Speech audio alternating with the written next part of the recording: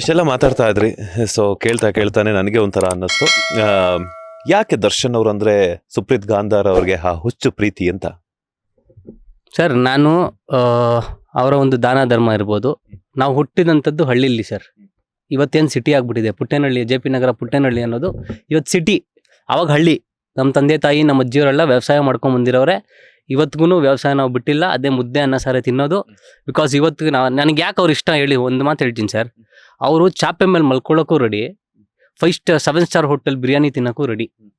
ಎಷ್ಟೋ ಸಲ ನೋಡಿರ್ತೀವಿ, ನಾವು ವಿಡಿಯೋಗಳು ನೋಡಿರ್ತೀವಿ, ನೀವು ನೋಡಿರ್ತೀರ. ಅವ್ರ ಫಾರ್ಮ್ ಹೌಸಲ್ಲೂ ಅಷ್ಟೇ ಎಲ್ಲೋ ಒಂದು ಮೂಲೆಯಲ್ಲಿ ಮಲಗಿರ್ತಾರೆ. ಎಲ್ರಿಗೂ ಊಟ ಕೊಟ್ಟು ಅವ್ರು ಲಾಸ್ಟಲ್ಲಿ ಊಟ ಮಾಡ್ತಾರೆ.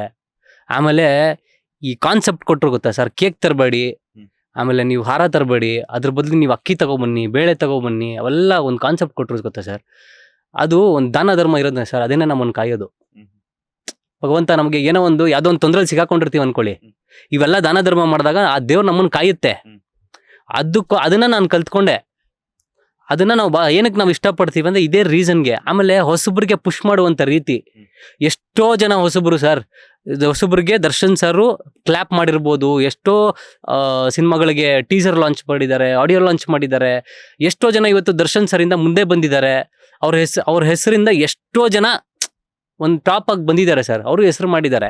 ಸೊ ಹೊಸಬ್ರಿಗೆ ಪುಷ್ ಮಾಡುವಂಥ ರೀತಿ ನನಗೆ ಭಾಳ ಇಷ್ಟ ಆಯಿತು ಸರ್. ಎಕ್ಸಾಂಪಲ್ ನಾನು ತಗೊಳ್ಳಿಲ್ಲ, ಮೊನ್ನೆ ಹರೀಶ್ ರೈ ಸರ್, ಹರೀಶ್ ರೈ ನಮ್ಮ KGF ಆ್ಯಕ್ಟ್ ಮಾಡಿದ್ದಾರೆ ಸರ್. ಅವ್ರಿಗೆ ಮನೆಗೆ ಅಮೌಂಟ್ ಕಳಿಸ್ತಾರೆ ಅಂದಾಗ ಸರ್, ಯಾರು ಸರ್ ಕಳಿಸ್ತಾರೆ? ಸೊ ಅಷ್ಟು ದೊಡ್ಡ ವ್ಯಕ್ತಿಗೆ ನಾವು ಕಣ್ಣಾರೆ ನೋಡಿರೋದು ಸರ್ ಇವೆಲ್ಲ. ಆಮೇಲೆ ಮನೆ ಮುಂದೆ ಬರ್ತಾರೆ ಸರ್, ಪ್ರತಿ ಭಾನುವಾರ ಮನೆ ಮುಂದೆ ಬಂದಾಗ ಯಾರೋ ಒಬ್ರು ಬರ್ತಾರೆ ಸರ್. ಬಂದಾಗ ಅಟ್ಲೀಸ್ಟ್ ನನಗೆ ಹಣ ಫೀಸ್ಗಿಲ್ಲ, ನಮ್ಗೇನೋ ಪ್ರಾಬ್ಲಮ್ಮು, ನನಗೆ ಹುಷಾರಿಲ್ಲ ಸರ್, ಅವ್ರ ಕೈಲಿ ಏನಾಗುತ್ತೋ ಅದು ಮಾಡೇ ಮಾಡ್ತಾರೆ. ಅವ್ರು ಯಾರಿಗೂ ಇಲ್ಲ ಅಂದ್ಬಿಟ್ಟು ಕಳಿಸಲ್ಲ.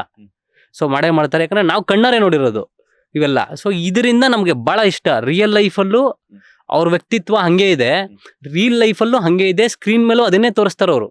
ಸ್ಕ್ರೀನ್ ಮೇಲೂ ಈ ಎಣ್ಣೆದು ಗಾಣದ ತಗೊಳ್ಳಿ, ಎಣ್ಣೆ ಯಾಕೆ ನಾವು ಬೇರೆ ತಗೋಬೇಕು, ನೀವೇ ಮಾಡ್ಕೊಂಡು ಸ್ವಂತವಾಗಿ ಮಾಡ್ಕೊಳ್ಳಿ ಅಂತ ಮಾರ್ಕೆಟ್ಗಳು ಮಾಡಿಕೊಟ್ರು. ಅದಾದಮೇಲೆ ಕ್ರಾಂತಿ ಸಿನಿಮಾ ಬಂತು, ಅದರಲ್ಲಿ ಒಂದಷ್ಟು ಸ್ಕೂಲ್ ಮಕ್ಕಳ ಬಗ್ಗೆ ತೋರಿಸಿದ್ರು. ಸೊ ಆ ಥರ ಒಂದೊಂದು ಮೆಸೇಜ್ಗಳು ಕೊಡ್ತಾರೆ ಅಂದರೆ ಜನಗಳಿಗೆ ಏನು ಬೇಕೋ ಅದನ್ನೇ ಕೊಡ್ತಾವ್ರೆ ಸರ್.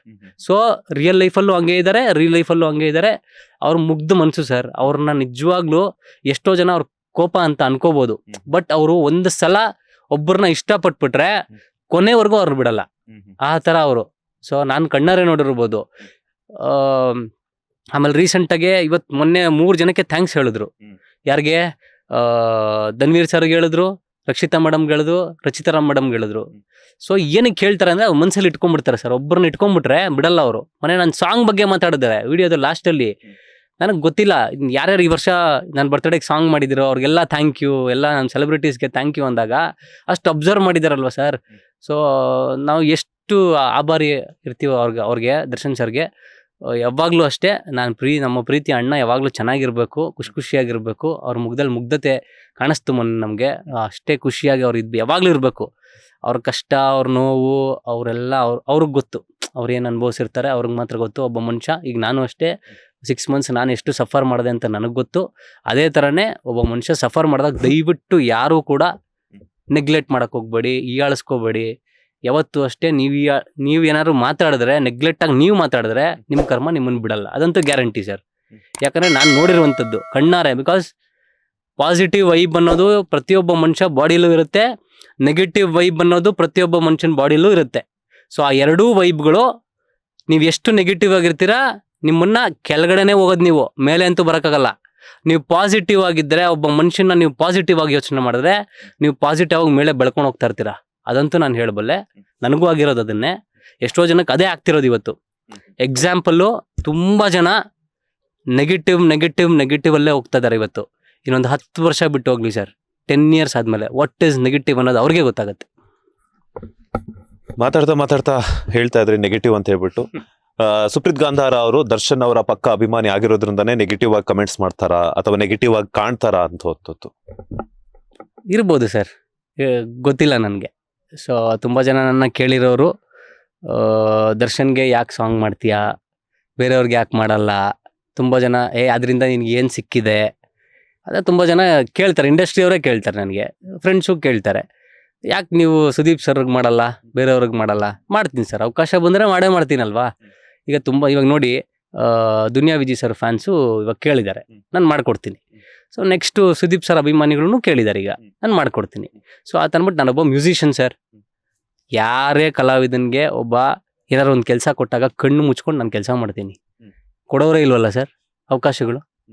ಅವಕಾಶ ಕೊಟ್ಟಾಗ ತಾನೇ ನಾವು ತೋರಿಸ್ಬೋದು, ಕಲೆ ಅಂತ ನಾವು ತೋರಿಸ್ಬೋದು. ಅವಕಾಶನೇ ಕೊಡದಿದ್ದಾಗ ನೀವು ಹಿಂದ್ಗಡೆ 1000 ಮಾತಾಡ್ಕೋಬೋದು.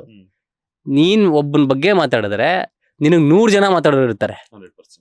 ಸೊ ಅದಕ್ಕೋಸ್ಕರನೇ ಯಾರಾದರೂ ಏನಾದರೂ ಮಾತಾಡುವಾಗ ಸ್ವಲ್ಪ ಯೋಚನೆ ಮಾಡಿ ಮಾತಾಡಿ. ಸೊ ಇಲ್ಲಿಂದ ಮಾತಾಡಬೇಕು ಸರ್, ಬರೀ ಬಾಯಲ್ಲಿ ಮಾತಾಡೋದಲ್ಲ, ಇಲ್ಲಿಂದ ಮಾತಾಡಿ ಅನ್ನೋದು ಹೇಳ್ತೀನಿ ನಾನು ಅವ್ರಿಗೆ. ಸೊ ಅದು ಬಿಟ್ಟು ನಾನು ನೆಗೆಟಿವ್ ಏನು ನೀವು ಕೇಳಿದ್ರಿ ಈಗ, ಸೊ ಆ ನೆಗೆಟಿವ್ನೆಸ್ಸು ನನ್ನಲ್ಲಂತೂ ಇಲ್ಲ. ನನ್ನ ಬಾಡಿಲಿರೋದೇ ಬರೀ ಪಾಸಿಟಿವ್ ಎನರ್ಜಿ, ಪಾಸಿಟಿವ್ ವೈಬು. ನನ್ನ ಹತ್ರ ಯಾರು ಬಂದು ಕುತ್ಕೊಂಡು ಮಾತಾಡಿದ್ರು ಪಾಸಿಟಿವ್ ಆಗೇ ಮಾತಾಡಬೇಕು. ನನ್ನ ಹತ್ರ ನೆಗೆಟಿವ್ ಆಗಿ ಮಾತಾಡಿದ್ರೆ ನಾನು ಎದ್ದು ಹೊಟ್ಟೋಗಿರ್ತೀನಿ. ನನ್ನ ಮುಂದೆ ಅವ್ರು ಕುತ್ಕೊಳ್ಳೋದು ಇಲ್ಲ ನೆಗೆಟಿವ್ ಇದ್ದರೆ. ಯಾಕಂದರೆ ನಾನು ಆಧ್ಯಾತ್ಮ ತುಂಬ ನಂಬ್ತೀನಿ. ಸೊ ಆದ್ದರಿಂದ ನೆಗೆಟಿವ್ ಮಾತಾಡೋರು ಏನೇ ಮಾತಾಡ್ಕೊಳ್ಳಿ ತಲೆ ಕೆಡಿಸ್ಕೊಳ್ಳಲ್ಲ. ನೀವು ಪಾಸಿಟಿವ್ ಆಗಿ ಯೋಚನೆ ಮಾಡಿ, ನಿಮ್ಮ ಕುಟುಂಬ ಸಕ್ಕತ್ತಾಗಿರುತ್ತೆ. ನೀವು ಒಂದು ಇಡೀ ಕುಟುಂಬದ ನೀವು ನಿಮ್ಮ ಅಕ್ಕನೋ ಇಲ್ಲ ತಂಗಿನೋ ನಿಮ್ಮ ತಂದೆನೋ ನಿಮ್ಮ ತಾಯಿನೋ ಹೋಗ್ಬಿಟ್ಟು ನೀವು ನೆಗೆಟಿವ್ ಆಗಿ ಯೋಚನೆ ಮಾಡ್ತೀರಾ? ನೆಗೆಟಿವ್ ಅವ್ರ ಬಗ್ಗೆ ಮಾತಾಡಲ್ಲ ಅಲ್ವಾ? ಸೊ ಅದಕ್ಕೆ ನಾನು ನಿಮ್ಮ ಕುಟುಂಬದವನು ಅಂತ ಅಂದ್ಕೊಳ್ಳಿ. ಸೊ ಯಾರೇ ಆಗಲಿ ಸರ್, ಯಾರೇ ಒಬ್ಬ ಮನುಷ್ಯನಾಗಲಿ ನಮ್ಮ ಮನೆಯವನಪ್ಪ, ನಮ್ಮ ಸಂಬಂಧ. ಭಗವಂತ ನಮ್ಮನ್ನು ಬೇರೆ ಬೇರೆ ಬೇರೆ ಕುಟುಂಬದಲ್ಲಿ ಹುಟ್ಟಿಸಿರ್ಬೋದು. ಭೂಮಿಗೆ ಬಂದಿದ್ದು ಫಸ್ಟು ಮನುಷ್ಯನಾಗ ರೂಪದಲ್ಲಿ ಹೆಂಗೆ ಅವ್ರಿಗೆ ಅರ್ಥ ಮಾಡ್ಕೋಬೇಕು. ನಾವೆಲ್ಲ ಒಂದು ಕುಟುಂಬನೇ, ನಾವೆಲ್ಲ ರಿಲೇಷನ್ಸೇ ಸರ್. ಪ್ರತಿಯೊಬ್ಬ ಮನುಷ್ಯನೂ ನಾವೆಲ್ಲ ರಿಲೇಷನ್ಸ್. ನಾವು ಆ ಸಂಬಂಧ ಈ ಸಂಬಂಧ, ಆ ಜಾತಿ ಈ ಜಾತಿ ಅಂತೀವಿ. ಸೊ ಯಾವುದೂ ಇಲ್ಲ ಸರ್, ಇರೋದು ಒಂದೇ, ಒಂದು ಗಂಡು ಒಂದು ಹೆಣ್ಣು.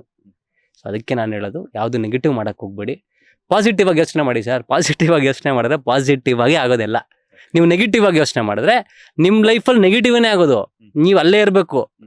ನೀವೇನು ಕೆಲಸ ಮಾಡ್ತಿರ್ತೀರಿ, ಇವತ್ತು 15,000 ರೂಪಾಯಿಗೆ 15,000ನೇ ಸಂಪಾದನೆ ತಗೋಬೇಕು ಲೈಫ್ ಲಾಂಗ್.